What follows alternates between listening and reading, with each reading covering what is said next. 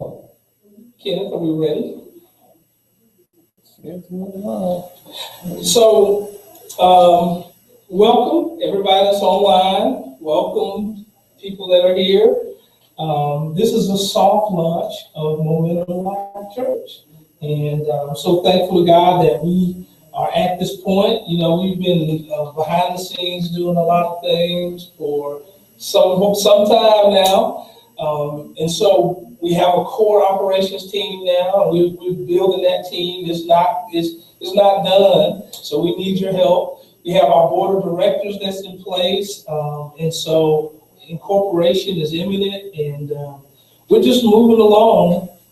We're going to operate at the speed that God allows us to operate. So we don't want to get ahead of ourselves, but we definitely don't want to be complacent. We are a ministry of action. The next thing I want to do is this setting is a teaching setting, and so I want to start teaching some principles about the church. And the very first thing I want to teach is a 3-part series called VMV for Life. And I know that sounds like a gang, doesn't it? But what it stands for is vision, mission, values. And so vision, mission, and values is really a description of your purpose. It's why you're here. And so I have a couple of goals, 3 or 4 goals that I want to accomplish in this 3-part series. And one of the goals is introduce the church by sharing its vision, its mission, and its values, and kind of going in depth and taking it apart, piece by piece, and sharing what it's about. The second thing I want to do is share the benefits of you having a vision, mission, and value system in your life. It serves as the basis of your life. In fact, it gives you direction and something to shoot for, and it gives your family direction. And once you get those things in place, you're not just taking life as it comes, you're living life on purpose, right? And so if you live life on purpose, you accomplish more. If you don't know where you're going, then pretty much anywhere will do, right? And so we want to live life on purpose, and the way to do that is to actually create a mission and values for yourself and for your family.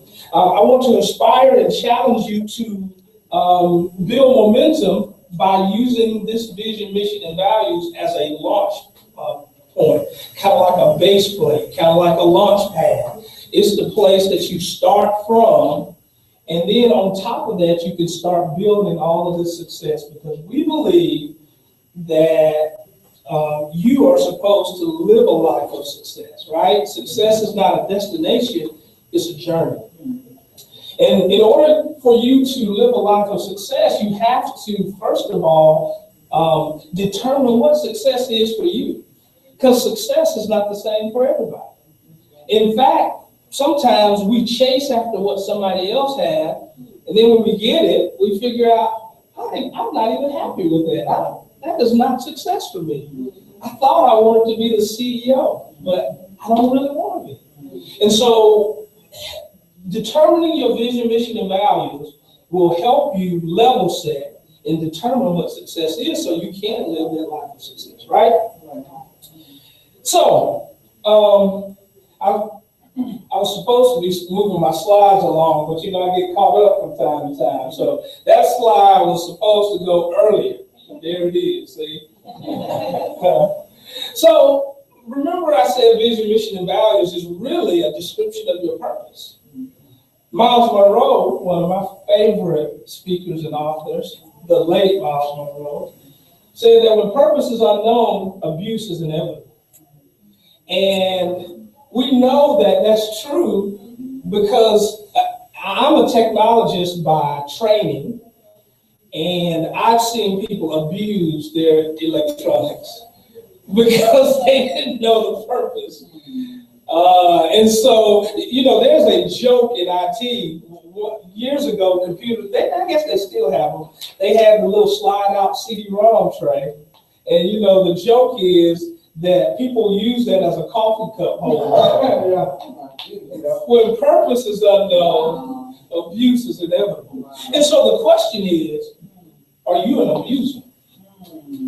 Are you abusing yourself? How do we abuse ourselves, you would say?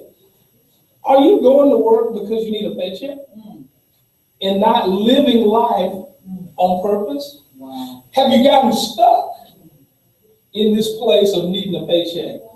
And now you had dreams 10 years ago, and now you only talk about them in the past tense. I would submit to you that you're abusing yourself.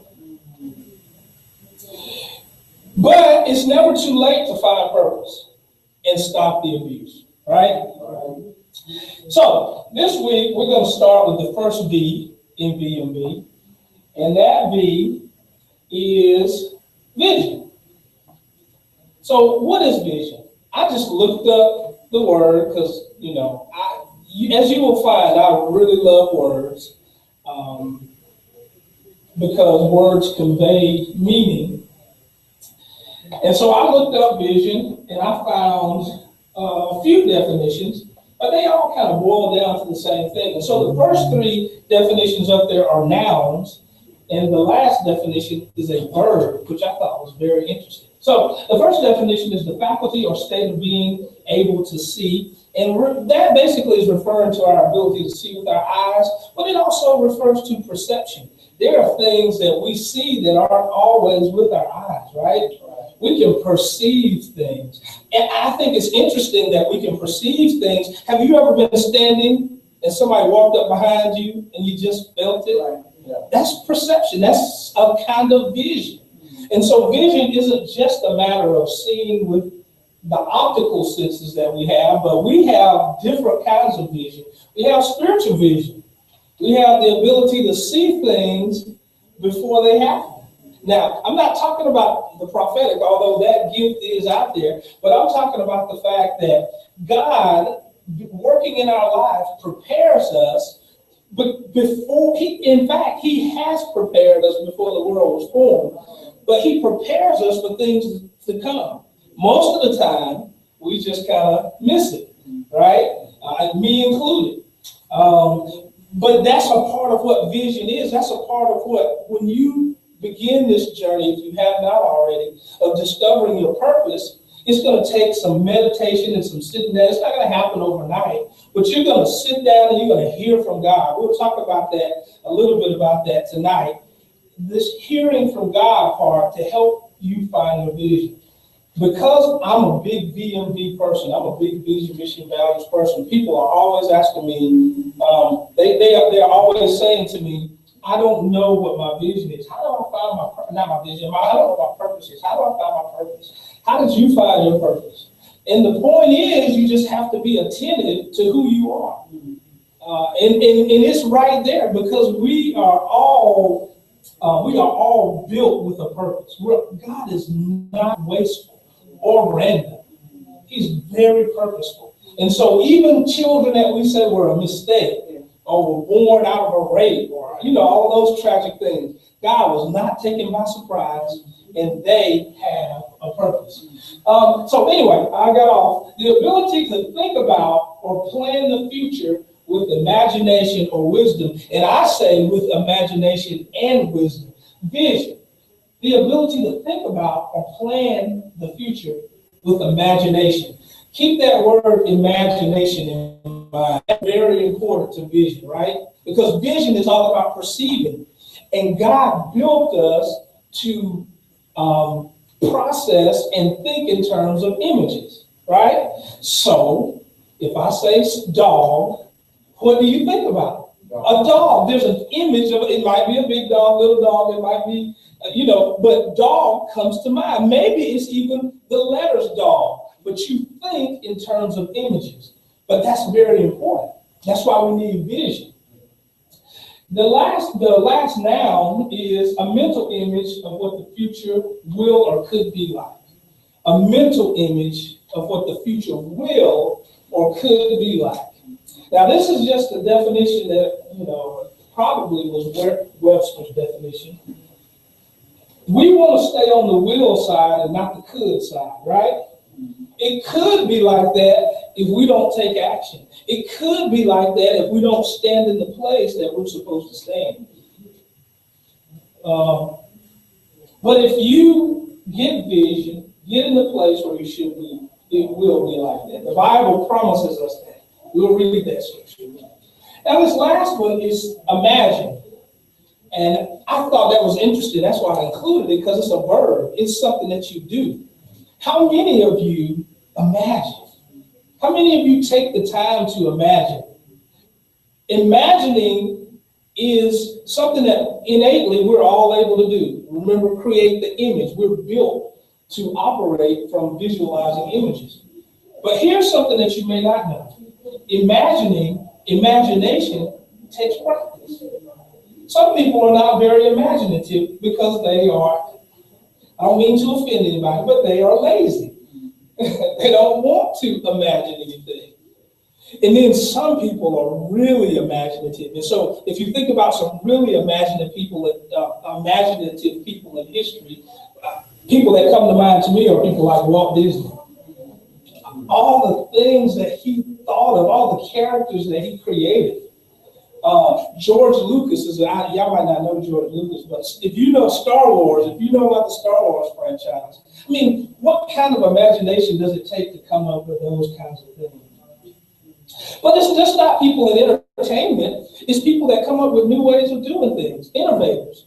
Steve Jobs is somebody that comes to mind as imaginative, because really just 13 short years ago, there was no such thing as an iPhone. And now we can't imagine life without an iPhone. And it was just 13 years ago. How awesome is that? But here's the thing. Those people are the historic people, but you can imagine things too. You can visualize things too. In fact, I'm going to submit to you that God is expecting you to use what he gave you to create the things that he's told you to create. And I know, for instance, y'all are called to do some amazing stuff. God put that there. I mean, it wasn't random. He raises us up for a purpose, for such a time as this. So these are definitions of vision. These are things that I want you to think about when you think about vision. And I do want you to think about vision. But let's move on. In short, your vision is your God-given dream. It is what your organization or you believes are the ideal conditions for your community. That is, it's how things or issues would work out in a perfect world. That's what your vision is. In a perfect world, there will be no suffering. In a perfect world, there will be no racism. Those are visions, right? And those are big visions. I've often wished that there was no racism. And how do we get beyond it? How do we get past it? There's got to be a way. Well, unless you start working towards that vision, we will never realize it. Some visions have been realized.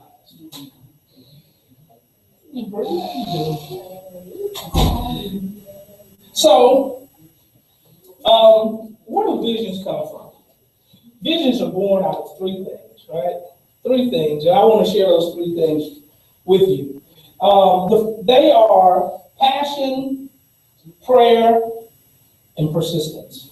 And I want to show you those in Nehemiah. So, Hananiah, one of the brothers, came from Judah with some other men and questioned them about the Jewish remnant that had survived the exile and also about Jerusalem. They said to me, those who survived the exile, so just to set up just in case you don't know, so Israel had been attacked, had been taken over by another kingdom, and they had taken a whole bunch of people out of Israel. They left some, but they took a lot out of Israel into another kingdom. And Nehemiah was one of those people that was taken, and he worked for the king, as we'll see later. And so some people from that, so this is years later, and so they have started back communicating with the people back in their homeland, and they rebuilt Jerusalem, or so they thought. And they thought life was going on as normal. So these people came and they gave Nehemiah a different report. They said to me, those who survived the exile are back in the province and are in great trouble and disgrace. The wall of Jerusalem is broken down and its gates have been burned with fire. And here's what I want you to see. This is Nehemiah. When I heard these things, I sat down and wept. For some days, or for a number of days, or for more than one day, I mourned and fasted and prayed before the God of heaven. So this is a passionate moment. So Nehemiah hears some news, and that news starts an engine in his life. It starts an engine in his life. It's something that I refer to as the Popeye moment. Are y'all familiar with Popeye the Sailor Man? Popeye is kind of a passive dude, right? He's, Brutus will do, he's all over olive oil and flirting with her or taking Popeye stuff. And Popeye is just trying to be nice to Brutus and trying to be nice. But sometimes you get Popeye backed up into a corner, and Popeye says, I've had all I can stand, and I can't stand no more.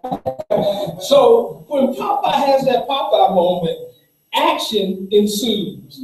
Okay, the next thing he does is start eating spinach and whooping tail, right? So what is your Popeye moment? What is that thing that incites you to action? What is that thing that causes such passion in you that it stays on you for days? Is it the plight of children? Is it the sex trade? Is it poverty? Is it just helping people? What is that thing that incites you to action? What is your Popeye moment? So the next thing outside of passion is prayer. So now we see in the very next verse, well, first of all, it's said that for several days he mourned and prayed, right? Now we get to see one of the prayers that he prayed. Then I said, Lord God of heaven, the great and awesome God, who keeps his covenant of love with those who love him and his commandments. God is faithful to do the things that he said he would do through you. He's faithful. He keeps his covenant. Let your ear be attentive and your eyes be open to hear the prayer of the servant. I'll come back to that. To hear the prayer of your servant and praying before you day and night for your servants, the people of Israel. I confess the sins we Israelites, including myself and my father's family, have committed against you. So in verse 5, we see that he keeps his covenant. In other words, that's a promise. So he already knew and has put a vision in you. But isn't it interesting that we have to recite that? We have to open his ears and eyes. In other words, it's just not going to happen. Just because you show up on the planet, you will not enter into your purpose just because you're here. In fact, another quote from Dr. Miles Monroe is the cemetery is full of potential. The cemetery is full of potential. Potential, being the kind of science guy that I am, I know what potential is. So potential energy is energy that hasn't been released yet. When it's released, it becomes kinetic energy, right? So potential, when it comes to your vision, is things that you think about, you would do if you had more time, or you're supposed to do it. And listen, I'm at the head of that line. I've known about this church for 19 years. It was potential energy for 19 years. And I'm the key. I got excuses for days. I was telling God all kinds of crazy stuff. I don't want to be like the other pastors. I don't want to be in the storefront. Just stuff. And then, when I came to this point to say, okay, God, I'm going to do what you call me to do. And all those excuses came flooding back. Basically, he was like, it's been 19 years and I'm not tired. I'm going to be here for a while. You are not. I don't want my potential to go to the cemetery. In fact, how many of you want to die empty? I want to die empty, right? I want to do all that God has called me to do. And guess what? I'm late to the party because of my procrastination, because of my waiting around. How many of you have said, man, I would start a business or I really want to crochet. You know, but you just don't do it. You put it off. You don't step out, which is kind of why I admire y'all for stepping out at such a young age and already getting your feet wet. I mean, that's good stuff. Because we don't want our potential to end up in the cemetery. The other thing about vision is vision really is expects you to step out. Because vision is not about you. Notice, day and night for your servants, the people. When God invests something in you, you ever felt your help? When God invests something in you, when he invests something in you, he's expecting a return. And we see that all throughout the Bible. In fact, everything that you do is for somebody else. And the vision that we have at Momentum, that's why we are talking about creating momentum in life and pushing you into your purpose, is because when everybody is in purpose, when everybody is doing that thing that God called them to do, we enter this utopian place. We enter this place where every need is met, nothing missing, nothing broken, right? We enter this place because now God has already provided everything that everybody needs, but it's caught up in somebody else. Years ago, I taught a message called Give Me My Stuff, because we all have stuff that belongs to others. In fact, the only way that our stuff can help us is when we give it to others. When we invest, that's when we are helped. So, you know, you might say, go back to Steve Jobs. He got really rich because he created something. But that thing that he created helps all of us. Oh, yes, I mean, some of us, it hurts because it's too much. But it was put in this earth to make things better. And because of that, he became a multi-billionaire. How many billions are you holding on to? Because it's not just, God didn't just call you to do ministry. In fact, most people aren't going to be doing stuff in the church. You are called to impact the world with whatever he put in you. And so when he invests in you, he expects a return. Another example of this is when remember the parable of the talents? You know, the church people get so religious because they say gambling is a sin.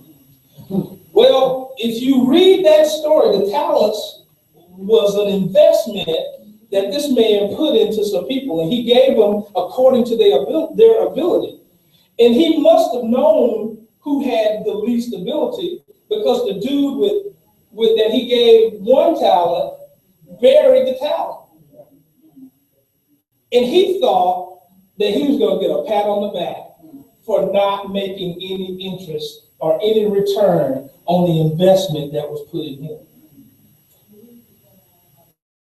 He got fussed at, and the talent that he had got taken away from him and given to the guy who had earned the most interest.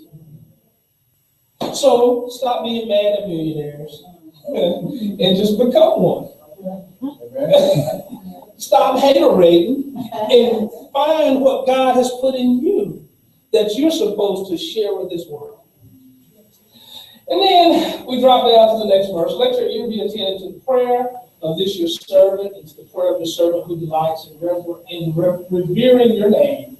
God sent your servant success today by granting him favor in the presence of this man.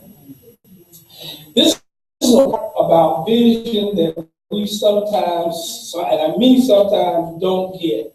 Because I always grew up being a self-made man, right? Or so I thought. Myself didn't make me at all. If it wasn't for the favor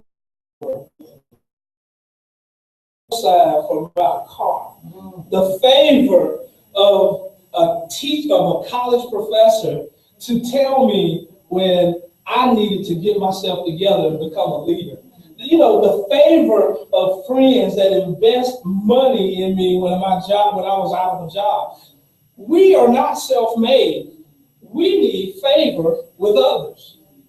And God is there to grant that favor. But even if he grants the favor, we have to realize that we need people.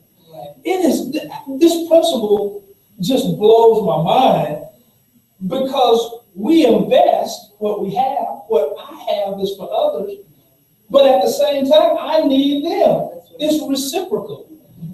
We are not people unto ourselves. The Bible says, that's really not about having church.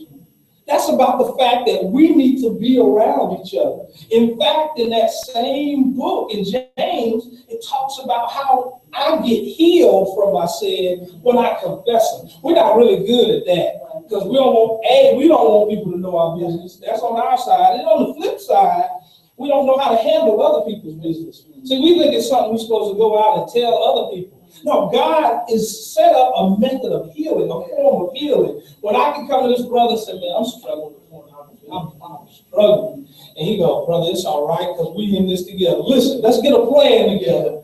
So every time you get tempted, you email me, you text me. So now healing is coming to me all because I was able to confess my flaws, right? And it's not just that kind of, it's the ability to feel safety when I'm with the saints. Do we have that ability? Are we able to do that? Anyway, that's a whole other subject on its own. What you need to realize is that we need one another, and prayer ignites that. Once we start, praying is not just talking, because we saw a prayer, we saw some stuff, but remember it said that for some days he was praying. Sometimes meditating. Meditation is rolling a thought over and over in your head, looking at it from different angles. Sometimes it's sharing with a person and getting a different angle, things that you don't think of. I'm always amazed when I share my thoughts with people and they give me a whole different angle, right?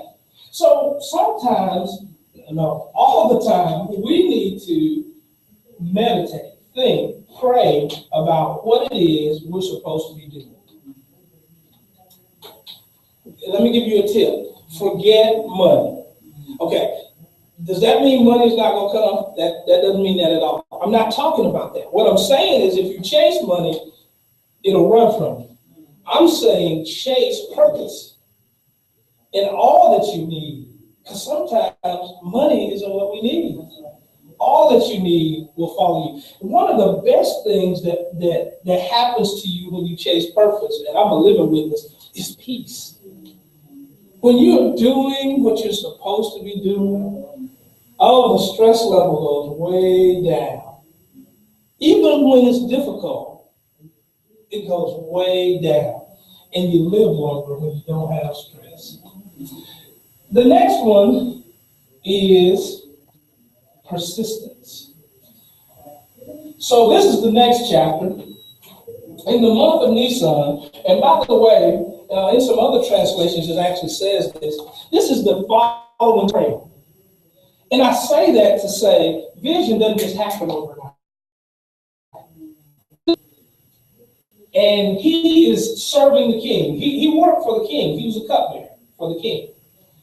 So he's serving the king, brought the king some wine, and the king said, and it says that he had not been sad in his presence before. The king noticed that he was sad. I'm not going to just read all that. Look, this sad. It must be. This is just sadness of heart. Here's the thing: the following spring, the months later, this burden is still on him. How do I know when it's really a vision? Because it's that thing that never leaves. 19 years. Who holds on to something like that? Who does that? And let me tell you something. Let me tell you something when it gets stirred up. Let me tell you how I knew it was what I'm supposed to be doing. I get stirred up when somebody is speaking real good or speaking real bad. Because on the one instance, when they're doing good, you're like, yeah, let me get some of that. Or when they're doing bad, you're like, oh, sit down. People need, because you get passion that burns in you. So when you get in those situations and the buttons get pushed, and you like, I need to get into, let's do this. That is that thing That is that thing. And here's a common mistake. We think it's a career. We think purpose equals career. It does not. Not at all. Okay? So God told me that I was going, and he told me at 15 that I was going to help people do things that they never thought they could do. That has nothing to do with career. Because guess what? I'm a technologist by training. I do that all the time. I help people realize technological things that they couldn't do on their own. Walking in purpose. I could do that as a social worker. I could do that as a school teacher. I could do that as a bus driver, because what I'm doing isn't related necessarily to a career. It's related to what I'm supposed to be doing. I'm a helping machine. I'm a teaching machine because God made it that way. What kind of machine are you? What is that thing that you are?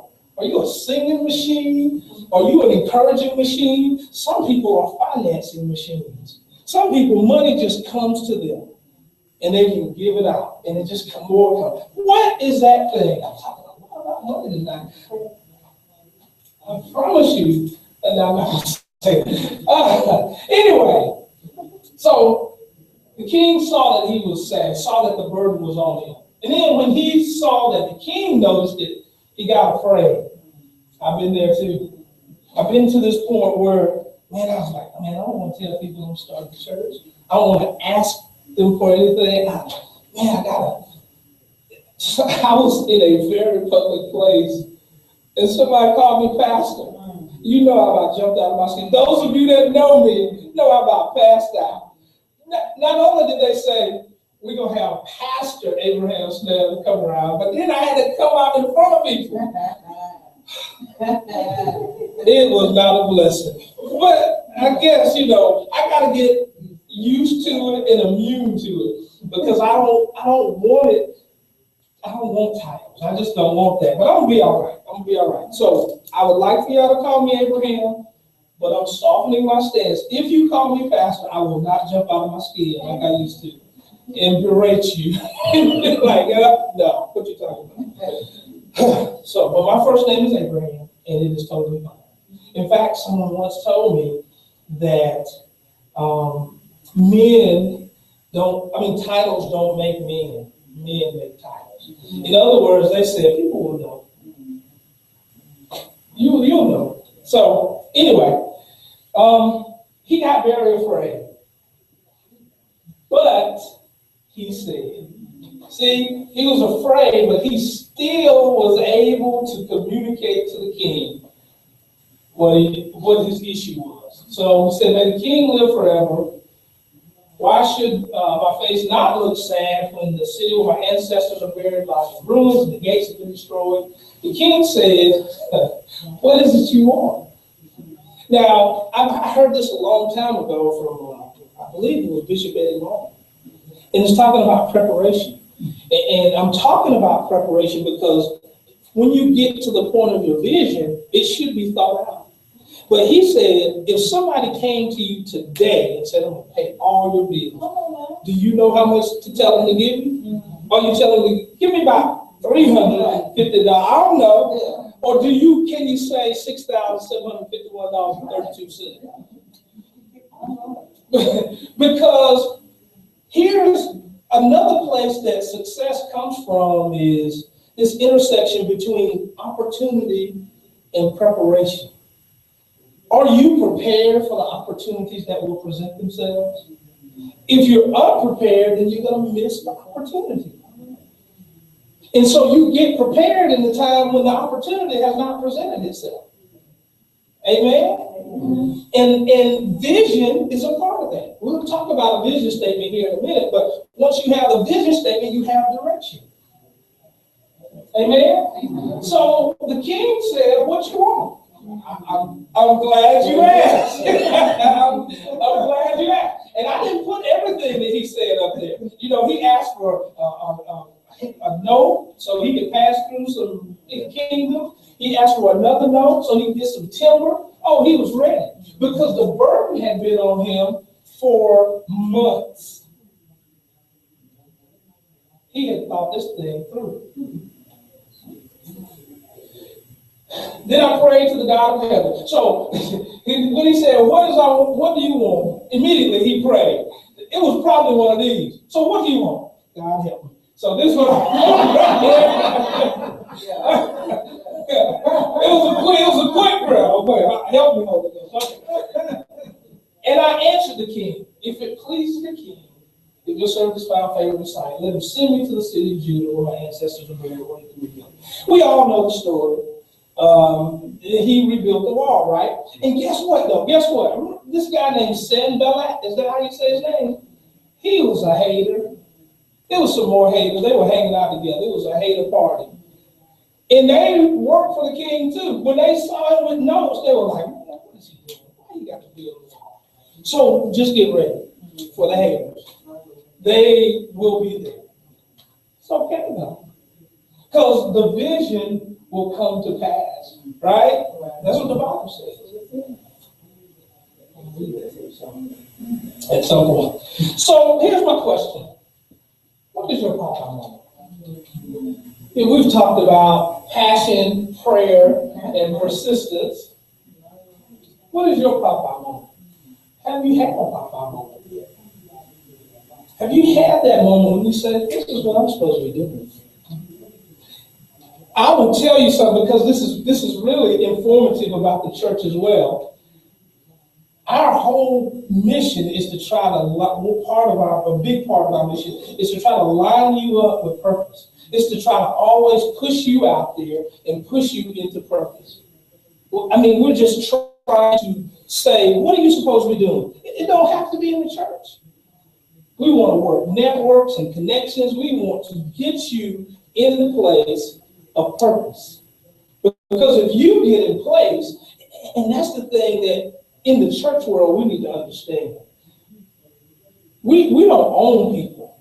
And if we get them in place, even if that place isn't in our church, if we get them in place, the world is going to work like it should. Because God has put something in us that belongs to somebody. And we sometimes steer people away from their purpose because we want to keep them in our church. I would just love for you to be a deacon. Well, here's my approach. You got to pray about what you're supposed to do. I would love to have it. I don't know your purpose. And if it's not here, nothing is going to change in our relationship. I ain't mad at you because you don't belong to me. And guess where I want you? In purpose. Because you might have some of my stuff. And if I got you out of place, I'm never going to get my stuff. Don't you hate when somebody has some of your stuff and you don't ever get it back?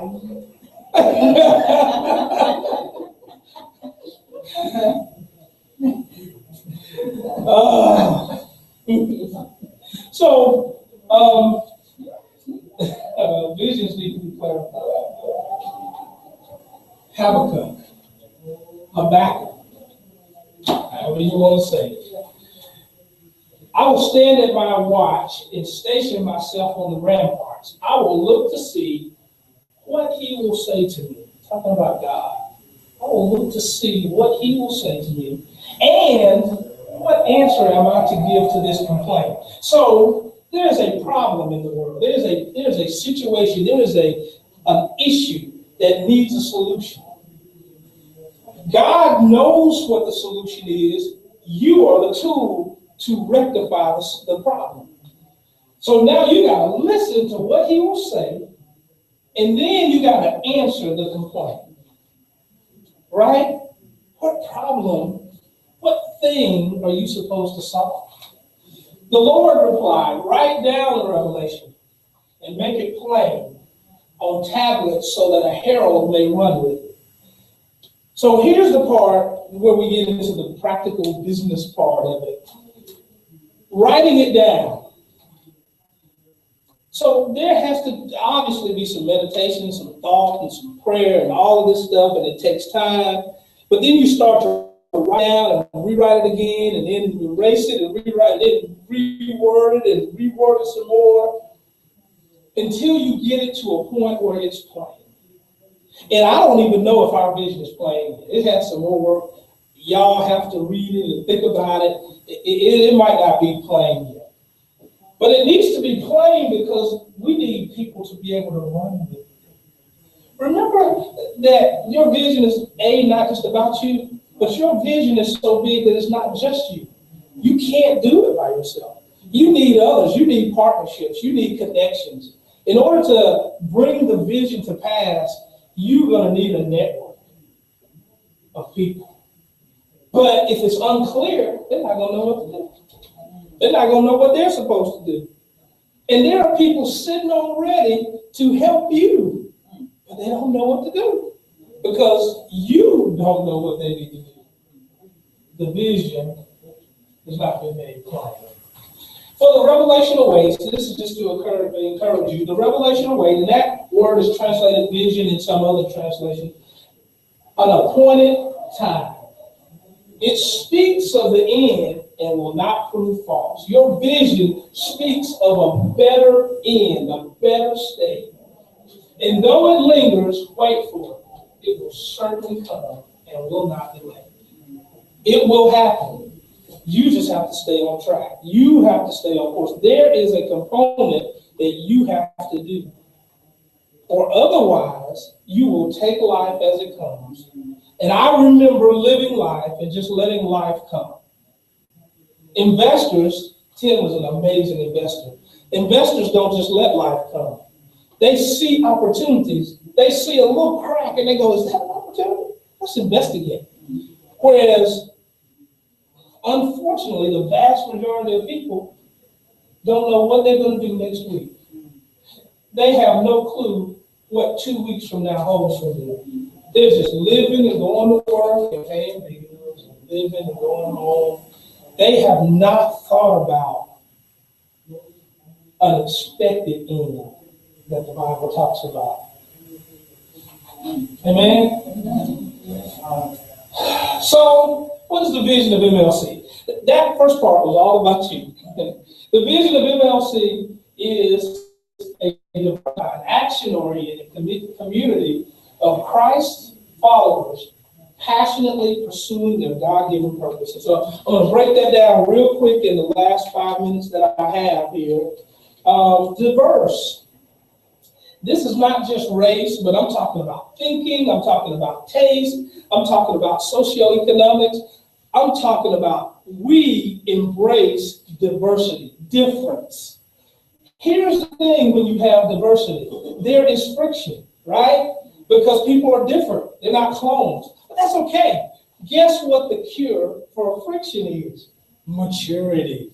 When you're mature, you know that everybody is not going to think like you. Immature people think that their way is the only way. Immature people think that they have the only right way. Mature people embrace everybody coming to the table, right? There is safety in the multitude of counselors, right? Which must mean there is danger in limited counsel. Unified. We rally around our cause. How do you get diverse people to be unified? You create a cause. You rally around the cause. One of the examples of diversity happening where everybody rallies around the cause are emergency situations. If you've ever been in an emergency room, I was in the military, you ever been in a war? When you're in a war, the enemy is defined. That be the enemy. So now you might be racist, you might hate tall people, you might not like the Air Force, or but when the enemy is over there and it's been defined, we do not have time to fight each other right now. Because I want to live, and if you die, I might die, so you need to live.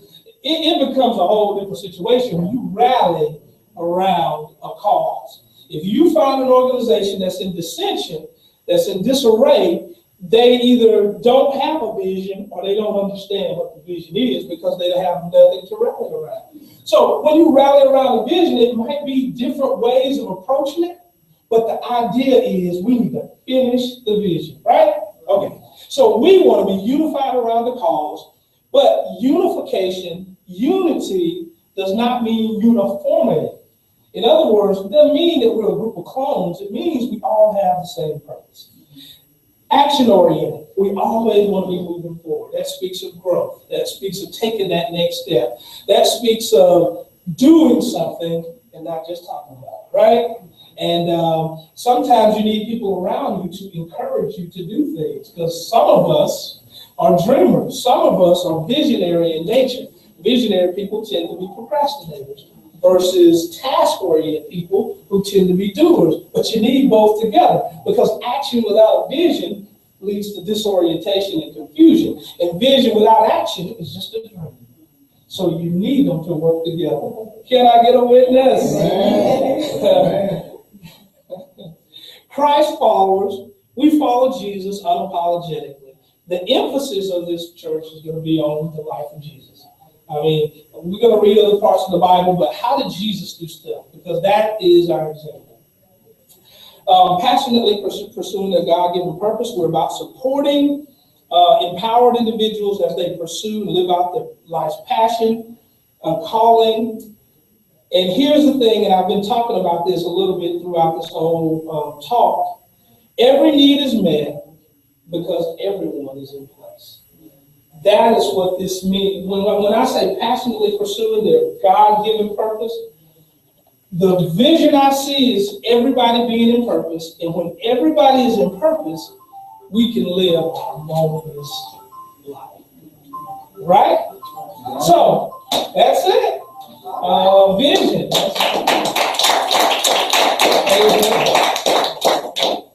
So, I really appreciate you coming out. Annette might have some things that she wants you to do, like she put mints and an offering envelope up there. So if you want to give an offering, that would be cool. At some point, you're going to be able to give online. We're still working that out, getting our website. We do have our logo. Yay! Woo! Moving along. And so that's all I have. Does anybody on the core team have anything that needs to be said? We're done.